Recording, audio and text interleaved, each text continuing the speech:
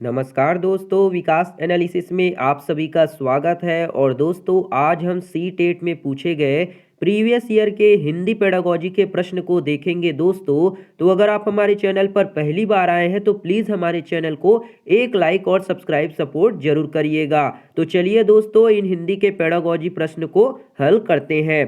पहला प्रश्न देखते हैं दोस्तों। पहला प्रश्न है आपका, बच्चों की भाषा इस बात के लिए पर्याप्त संकेत देती है। जो बच्चों की भाषा है वो इस बात के लिए पर्याप्त जो है संकेत देती है कि पहला ऑप्शन है वे अपनी भाषा नहीं जानते, दूसरा ऑप्शन वे अपनी भाषा का व्याकरण जानते हैं, तीसरा ऑप्शन वे अपनी भाषा का व्याकरण नहीं जानते, और चौथा है वे अपनी भाषा को साहित्य जानते हैं। वे अपनी भाषा की साहित्य को जानते हैं। तो इनमें से कौन सा ऑप्शन जो होगा दोस्तों सही हो जाएगा? बच्चों की भाषा के बात के लिए पर्याप्त संकेत देने के लिए। तो उनका सही आंसर क्या होगा? तो वो हो जाएगा वे अपनी भाषा का व्याकरण नहीं जानते हैं। तो ऑप्शन नंबर 3 यहाँ पे आपका करेक्ट हो जाएगा। अगला प्रश्न देखते हैं दोस्तों। वाइगोस्की खाली स्थान का समर्थन करते हैं। तो वाइगोस्की एक मनोवैज्ञानिक है जो किस चीज का समर्थन करते हैं? पहला ऑप्शन है आपका भाषा अर्जन क्षमता, दूसरा है सामाजिक अंतःक्रिया, तीसरा है ऑप्शन है आपका अनुकरण, और चौथा ऑप्शन है आपका दंड और पुरस्कार। तो वाइगोस्की जो है दोस्तों किस चीज का समर्थन करते हैं? तो सही आंसर हो जाएगा आपका सामाजिक अंतःक्रिया का जो है समर्थन करते हैं। तो ऑप्शन 2 यहाँ पे आपका करेक्ट हो जाएगा। अगला प्रश्न देखते हैं दोस्तों। मातृभाषा से ही बच्चे का मस्तिष्क का सबसे पहले क्रियाशील होता है। जो मातृभाषा होती है उससे ही पहले बच्चे का मस्तिष्क जो है क्रियाशील होता है। यह कथन क्या है?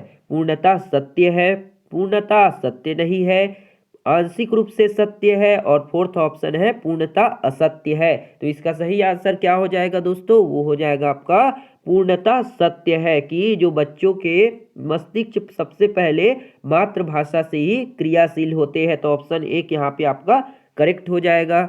अगला प्रश्न देखते हैं दोस्तों। कहानियां बच्चों के भाषा विकास के किस पक्ष पर सर्वाधिक प्रभावित होती है? जो कहानियां हैं बच्चों के भाषा विकास के किस पक्ष पर सर्वाधिक जो है प्रभावित करती है? पहला ऑप्शन है केवल मौखिक अभिव्यक्ति, दूसरा ऑप्शन है कल्पनाशीलता एवं सृजनात्मकता, तीसरा ऑप्शन है केवल लिखित अभिव्यक्ति, और चौथा है व्याकरण एवं मातृभाषा पर। तो कहानियां बच्चों के विकास के किस पक्ष को ज्यादा प्रभावित करेगी दोस्तों? तो इसका सही आंसर क्या हो जाएगा?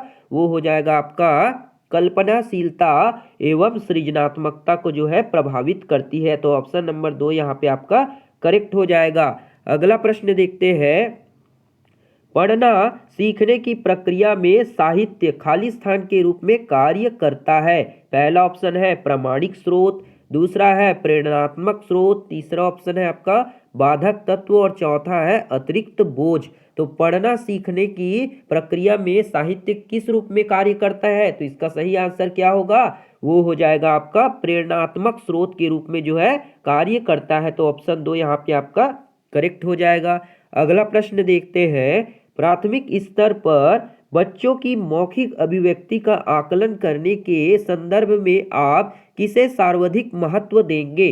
पहला ऑप्शन है हिंदी पत्रिका पढ़ना, दूसरा ऑप्शन है आपका समाचार पत्र पढ़ना, तीसरा ऑप्शन है कहानी को दोहराना, और चौथा है आपका नाटक का मंचन करना। तो प्राथमिक स्तर पर बच्चों की मौखिक अभिव्यक्ति के आकलन के लिए आप किसे जो है सबसे ज्यादा महत्व देंगे? तो इसका सही आंसर क्या होगा? वो हो जाएगा आपका कहानी को दोहराना जो होगा यहाँ पे आपका करेक्ट आंसर हो जाएगा। अगला प्रश्न देखते हैं।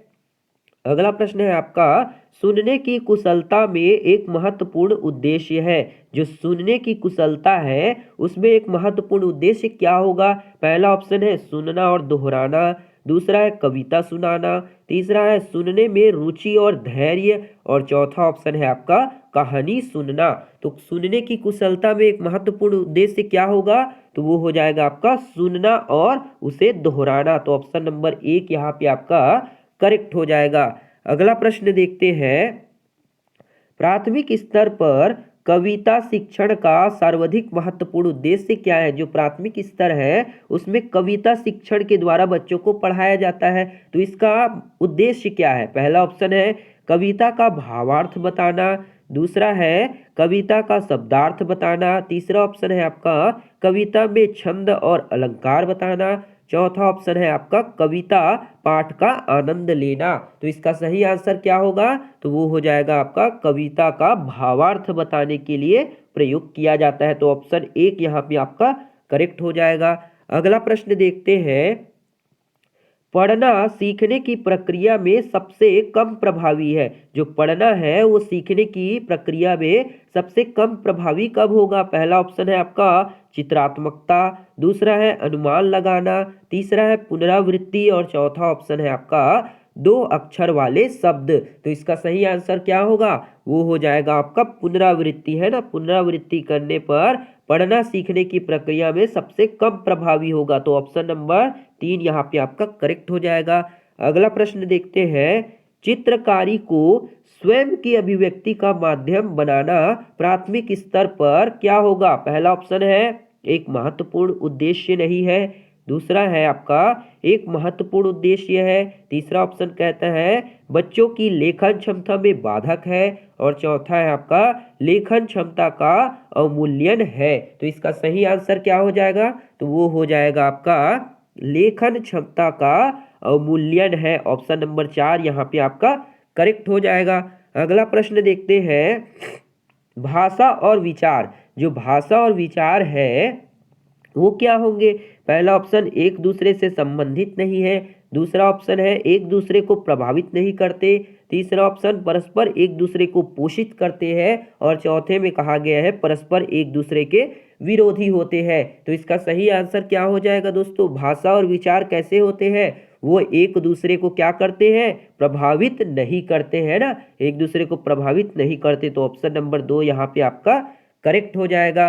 अगला प्रश्न देखते हैं, हिंदी भाषा क्या है? हिंदी भाषा जो है वो क्या है? पहला ऑप्शन है राष्ट्रभाषा है, दूसरा ऑप्शन है राजभाषा है, तीसरा ऑप्शन देशज भाषा और चौथा बोली है। बहुत ही इजी प्रश्न है दोस्तों, हिंदी भाषा क्या है?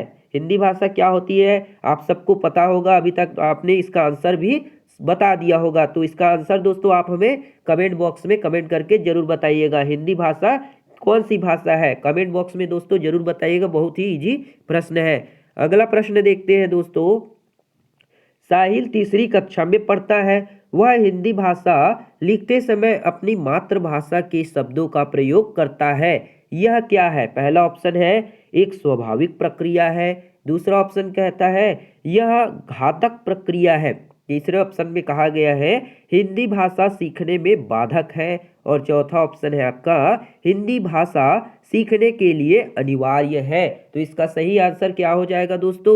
वो हो जाएगा आपका हिंदी भाषा जो है तीसरी, हिंदी भाषा लिखते समय अपनी मातृभाषा का भी प्रयोग करता है, तो यह एक स्वाभाविक प्रक्रिया है। क्या है? एक स्वाभाविक प्रक्रिया है। तो ऑप्शन 1 यहाँ पे आपका करेक्ट हो जाएगा।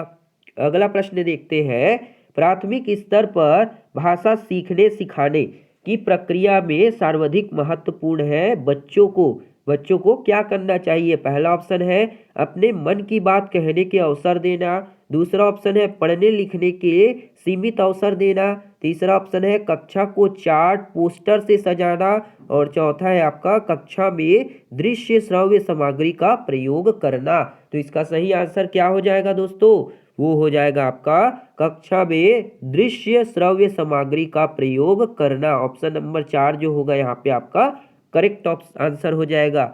अगला प्रश्न देखते हैं, आकाश की कक्षा के कुछ बच्चे कक्षा में हो रही गतिविधियों में हिस्सा लेने में संकोच करते हैं, लेकिन आपस में अपनी भाषा में खूब बात करते हैं, इसका संभावित कारण क्या है? पहला ऑप्शन है उनकी भाषा को कक्षा में स्थान न मिलना, दूसरा ऑप्शन है उनकी भाषा में समस्त गतिविधियों का होना, तीसरा ऑप्शन है आपका उनका बात करने में दिलचस्पी न होना और चौथा है आपका उनका यह मानना कि गतिविधियां उबाऊ है।